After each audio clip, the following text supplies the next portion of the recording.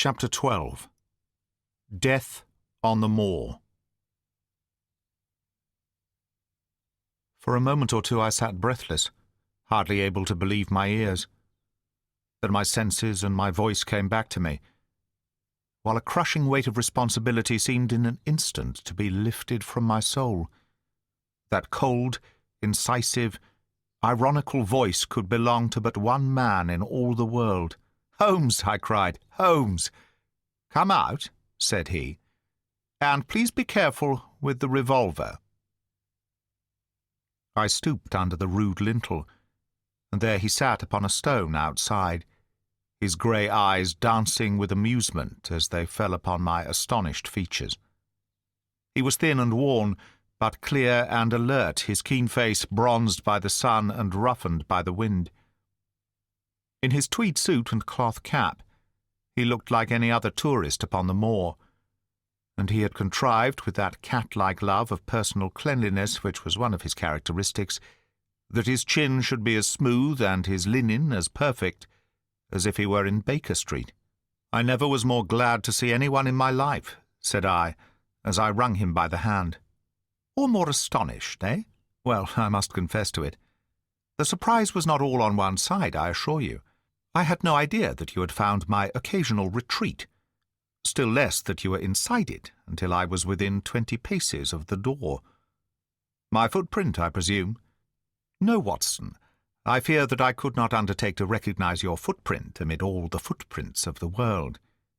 If you seriously desire to deceive me, you must change your tobacconist. For when I see the stub of a cigarette marked Bradley, Oxford Street, I know that my friend Watson is in the neighbourhood. You will see it there beside the path. You threw it down, no doubt, at that supreme moment when you charged into the empty hut." "Exactly. I thought as much. And knowing your admirable tenacity, I was convinced that you were sitting in ambush, a weapon within reach, waiting for the tenant to return." "So you actually thought that I was the criminal?" "I did not know who you were, but I was determined to find out." "Excellent, Watson. And how did you localize me? You saw me, perhaps, on the night of the convict hunt, when I was so imprudent as to allow the moon to rise behind me."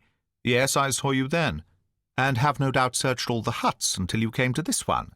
"No, your boy had been observed, and that gave me a guide where to look." "The old gentleman with the telescope, no doubt." "I could not make it out when first I saw the light flashing upon the lens." He rose and peeped into the hut. "Ha! I see that Cartwright has brought up some supplies. What's this paper? So you have been to Coombe Tracy, have you?" "Yes." "To see Mrs. Laura Lyons?" "Exactly." "Well done. Our researches have evidently been running on parallel lines, and when we unite our results, I expect we shall have a fairly full knowledge of the case. Well, I'm glad from my heart that you are here, for indeed the responsibility and the mystery were both becoming too much for my nerves. But how in the name of wonder did you come here, and what have you been doing? I thought that you were in Baker Street, working out that case of blackmailing." "That was what I wished you to think." "Then you use me, and yet do not trust me," I cried with some bitterness. "I think that I have deserved better at your hands, Holmes." "My dear fellow, you have been invaluable to me in this as in many other cases, and I beg that you will forgive me if I have seemed to play a trick upon you. In truth, it was partly for your own sake that I did it, and it was my appreciation of the danger which you ran which led me to come down and examine the matter for myself. Had I been with Sir Henry and you, it is confident that my point of view would have been the same as yours, and my presence would have warned our very formidable opponents to be on their guard. As it is, I have been able to get about as I could not possibly have done had I been living in the hall, and I remain an unknown factor in the business, ready to throw in all my weight at a critical moment. But why keep me in the dark? For you to know could not have helped us, and might possibly have led to my discovery. You would have wished to tell me something, or in your kindness you would have brought me out some comfort or other, and so an unnecessary risk would be run. I brought Cartwright down with me. You remember the little chap at the express office, and he has seen after my simple wants. A loaf of bread and a clean collar. What does man want more? He has given me an extra pair of eyes upon a very active pair of feet, and both have been invaluable." "Then my reports have all been wasted?" My voice trembled as I recalled the pains and the pride with which I had composed them. Holmes took a bundle of papers from his pocket. "Here are your reports, my dear fellow, and very well thumbed, I assure you. I made excellent arrangements, and they are only delayed 1 day upon their way.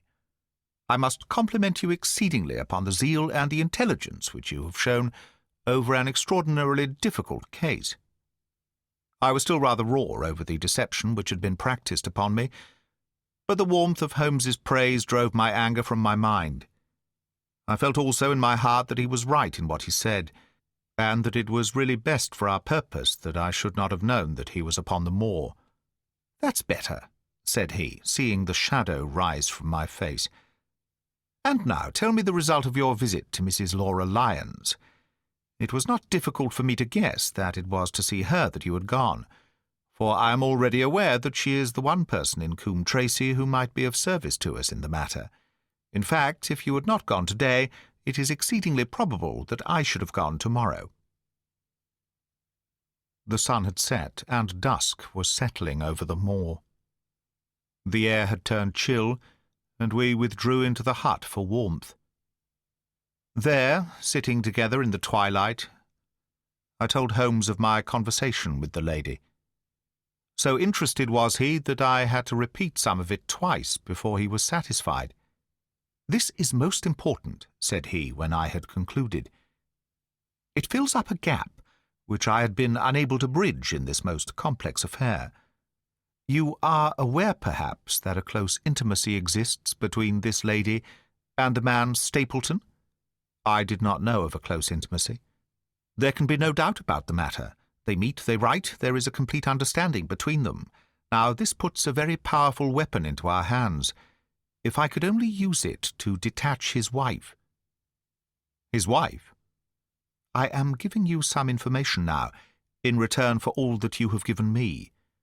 The lady who has passed here as Miss Stapleton is in reality his wife." "Good heavens, Holmes! Are you sure of what you say? How could he have permitted Sir Henry to fall in love with her?" "Sir Henry's falling in love could do no harm to anyone except Sir Henry. He took particular care that Sir Henry did not make love to her, as you have yourself observed. I repeat that the lady is his wife, and not his sister."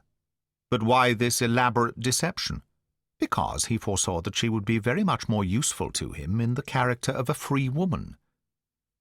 All my unspoken instincts, my vague suspicions, suddenly took shape and centred upon the naturalist.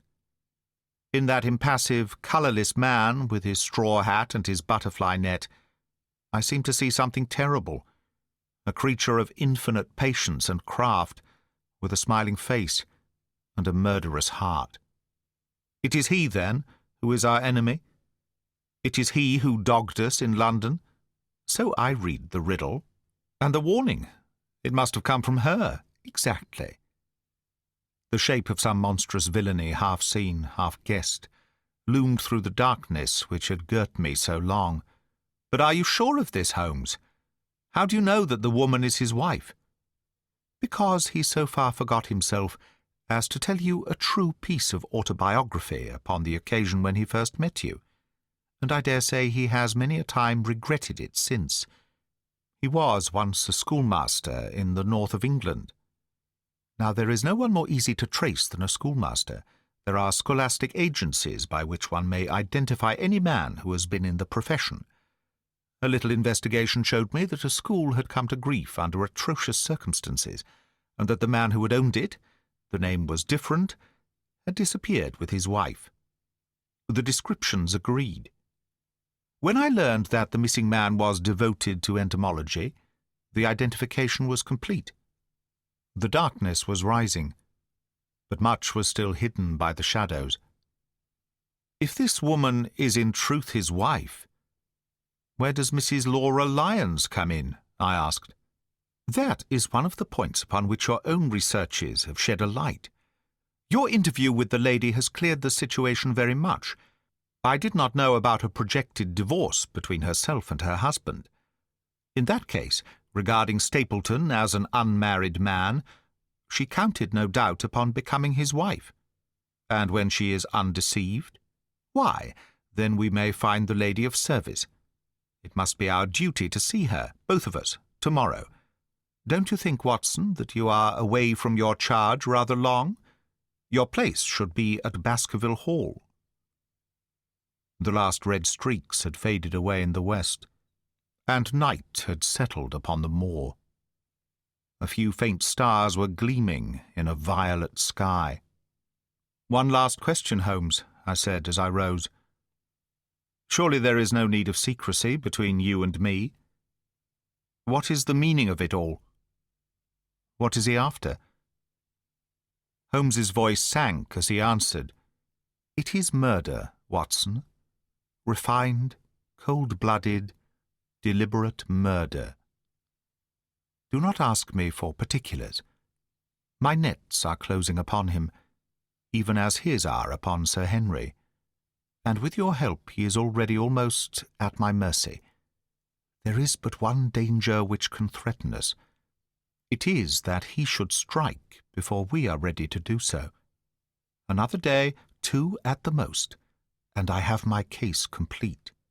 But until then, guard your charge as closely as ever a fond mother watched her ailing child. Your mission today has justified itself, and yet I could almost wish that you had not left his side. Hark!" A terrible scream, a prolonged yell of horror and anguish, burst out of the silence of the moor. That frightful cry turned the blood to ice in my veins. "Oh, my God!" I gasped. "What is it? What does it mean?" Holmes had sprung to his feet, and I saw his dark, athletic outline at the door of the hut, his shoulders stooping, his head thrust forward, his face peering into the darkness. "Hush!" he whispered. "Hush!" The cry had been loud on account of its vehemence, but it had pealed out from somewhere far off on the shadowy plain. Now it burst upon our ears, nearer, louder, more urgent than before. "Where is it?" Holmes whispered, and I knew from the thrill of his voice that he, the man of iron, was shaken to the soul. "Where is it, Watson?" "There, I think." I pointed into the darkness. "No, there." Again the agonized cry swept through the silent night, louder and much nearer than ever, and a new sound mingled with it, a deep, muttered rumble, musical and yet menacing, rising and falling like the low, constant murmur of the sea. "The hound!" cried Holmes. "Come, Watson, come! Great heavens, if we are too late!" He had started running swiftly over the moor, and I had followed at his heels. But now, from somewhere among the broken ground immediately in front of us, there came one last despairing yell, and then a dull, heavy thud. We halted and listened. Not another sound broke the heavy silence of the windless night. I saw Holmes put his hand to his forehead, like a man distracted. He stamped his feet upon the ground. "He has beaten us, Watson. We are too late." No, surely not. Fool that I was to hold my hand. And you, Watson, see what comes of abandoning your charge. But, by heaven, if the worst has happened, we'll avenge him."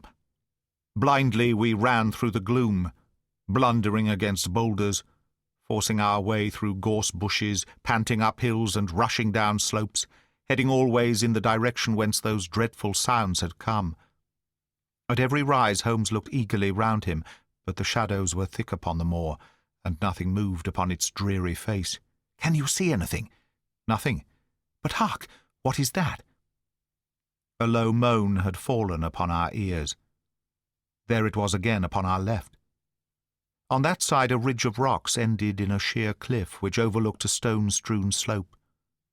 On its jagged face was spread-eagled some dark, irregular object. As we ran toward it, the vague outline hardened into a definite shape.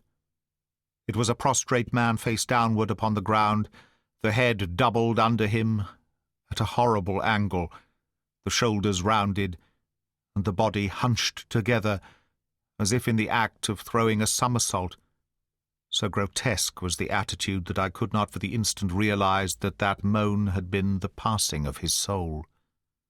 Not a whisper, not a rustle rose now from the dark figure over which we stooped.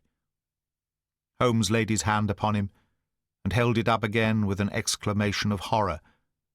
The gleam of the match which he struck shone upon his clotted fingers, and upon the ghastly pool which widened slowly from the crushed skull of the victim. And it shone upon something else which turned our hearts sick and faint within us, the body of Sir Henry Baskerville. There was no chance of either of us forgetting that peculiar ruddy tweed suit, the very one which he had worn on the first morning that we had seen him in Baker Street. We caught the one clear glimpse of it, and then the match flickered and went out, even as the hope had gone out of our souls. Holmes groaned, and his face glimmered white through the darkness. "The brute! The brute!" I cried with clenched hands. "Oh, Holmes, I shall never forgive myself for having left him to his fate." "I am more to blame than you, Watson. In order to have my case well rounded and complete, I have thrown away the life of my client. It is the greatest blow which has befallen me in my career. But how could I know that he would risk his life alone upon the moor in the face of all my warnings? That we should have heard his screams, my God, those screams, and yet have been unable to save him? Where is this brute of a hound which drove him to his death? It may be lurking among these rocks at this instant. And Stapleton, where is he? He shall answer for this deed." "He shall. I will see to that. Uncle and nephew have been murdered, the one frightened to death by the very sight of a beast which he thought to be supernatural, the other driven to his end in his wild flight to escape from it. But now we have to prove the connection between the man and the beast. Save from what we heard, we cannot even swear to the existence of the latter, since Sir Henry has evidently died from the fall. But by heavens, cunning as he is, the fellow shall be in my power before another day is past." We stood with bitter hearts on either side of the mangled body, overwhelmed by this sudden and irrevocable disaster which had brought all our long and weary labours to so piteous an end. Then, as the moon rose, we climbed to the top of the rocks over which our poor friend had fallen, and from the summit we gazed out over the shadowy moor, half silver and half gloom. Far away, miles off, in the direction of Grimpen, a single steady yellow light was shining. It could only come from the lonely abode of the Stapletons. With a bitter curse I shook my fist at it as I gazed. Why should we not seize him at once? Our case is not complete. The fellow is wary and cunning to the last degree. It is not what we know, but what we can prove. If we make one false move, the villain may escape us yet. What can we do? There will be plenty for us to do tomorrow. Tonight we can only perform the last offices to our poor friend. Together we made our way down the precipitous slope and approached the body, black and clear against the silvered stones. The agony of those contorted limbs struck me with a spasm of pain and blurred my eyes with tears. "We must send for help, Holmes. We cannot carry him all the way to the hall. Good heavens, are you mad?" He had uttered a cry and bent over the body. Now he was dancing and laughing and wringing my hand. Could this be my stern, self-contained friend? These were hidden fires indeed. A beard! A beard! The man has a beard! A beard? It is not the baronet. It is... why, it is my neighbour, the convict. With feverish haste we had turned the body over, and that dripping beard was pointing up to the cold, clear moon. There could be no doubt about the beetling forehead, the sunken animal eyes. It was indeed the same face which had glared upon me in the light of the candle from over the rock. The face of Selden, the criminal. Then in an instant it was all clear to me. I remembered how the baronet had told me that he had handed his old wardrobe to Barrymore, Barrymore had passed it on in order to help Selden in his escape. Boots, shirt, cap. It was all Sir Henry's. The tragedy was still black enough, but this man had at least deserved death by the laws of his country. I told Holmes how the matter stood, my heart bubbling over with thankfulness and joy. "Then the clothes have been the poor devil's death," said he. "It is clear enough that the hound has been laid on from some article of Sir Henry's. The boot, which was abstracted in the hotel in all probability, and so ran this man down. There is one very singular thing, however. How came Selden, in the darkness, to know that the hound was on his trail? He heard him. To hear a hound upon the moor would not work a hard man like this convict into such a paroxysm of terror that he would risk recapture by screaming wildly for help. By his cries he must have run a long way after he knew the animal was on his track. How did he know? A greater mystery to me is why this hound, presuming that all our conjectures are correct—" "I presume nothing." "Well, then, why this hound should be loose tonight. I suppose that it does not always run loose upon the moor. Stapleton would not let it go unless he had reason to think that Sir Henry would be there. My difficulty is the more formidable of the two, for I think that we shall very shortly get an explanation of yours, while mine may remain forever a mystery. The question now is, what shall we do with this poor wretch's body? We cannot leave it here to the foxes and the ravens. I suggest that we put it in one of the huts, until we can communicate with the police." "Exactly. I have no doubt that you and I could carry it so far. Hello, Watson, what's this?" "It's the man himself, by all that's wonderful and audacious. Not a word to show your suspicions, not a word, or my plans crumble to the ground." A figure was approaching us over the moor, and I saw the dull red glow of a cigar.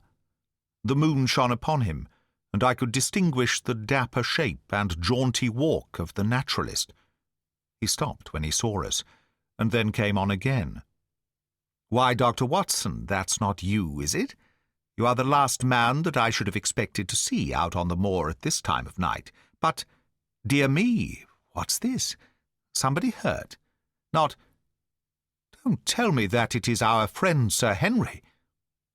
He hurried past me and stooped over the dead man. I heard a sharp intake of his breath, and the cigar fell from his fingers. Who's this?" he stammered. "It is Selden, the man who escaped from Princetown." Stapleton turned a ghastly face upon us, but by a supreme effort he had overcome his amazement and his disappointment. He looked sharply from Holmes to me. "Dear me, what a very shocking affair. How did he die?" "He appears to have broken his neck by falling over these rocks. My friend and I were strolling on the moor when we heard a cry. I heard a cry also. That was what brought me out. I was uneasy about Sir Henry." "Why about Sir Henry in particular?" I could not help asking. "Because I had suggested that he should come over. When he did not come, I was surprised, and I naturally became alarmed for his safety when I heard cries upon the moor. By the way," his eyes darted again from my face to Holmes's, "did you hear anything else besides a cry?" "No," said Holmes. "Did you?" "No." "What do you mean, then?" "Oh, you know, the stories that the peasants tell about the phantom hound and so on. It is said to be heard at night upon the moor. I was wondering if there were any evidence of such a sound tonight." "We heard nothing of the kind," said I. "And what is your theory of this poor fellow's death?" "I have no doubt that anxiety and exposure have driven him off his head. He has rushed about the moor in a crazy state, and eventually fallen over here and broken his neck." "That seems the most reasonable theory," said Stapleton, and he gave a sigh which I took to indicate his relief. "What do you think about it, Mr. Sherlock Holmes?" My friend bowed his compliments. "You are quick at identification," said he. "We have been expecting you in these parts since Dr. Watson came down. You are in time to see a tragedy." "Yes, indeed. I have no doubt that my friend's explanation will cover the facts. I will take an unpleasant remembrance back to London with me tomorrow. Oh, you return tomorrow? That is my intention. I hope your visit has cast some light upon those occurrences which have puzzled us." Holmes shrugged his shoulders. "One cannot always have the success for which one hopes. An investigator needs facts and not legends or rumours. It has not been a satisfactory case." My friend spoke in his frankest and most unconcerned manner. Stapleton still looked hard at him. Then he turned to me. "I would suggest carrying this poor fellow to my house, but it would give my sister such a fright that I do not feel justified in doing it. I think that if we put something over his face, he will be safe until morning." And so it was arranged. Resisting Stapleton's offer of hospitality, Holmes and I set off to Baskerville Hall, leaving the naturalist to return alone. Looking back, we saw the figure moving slowly away over the broad moor, and behind him that one black smudge on the silvered slope, which showed where the man was lying who had come so horribly to his end.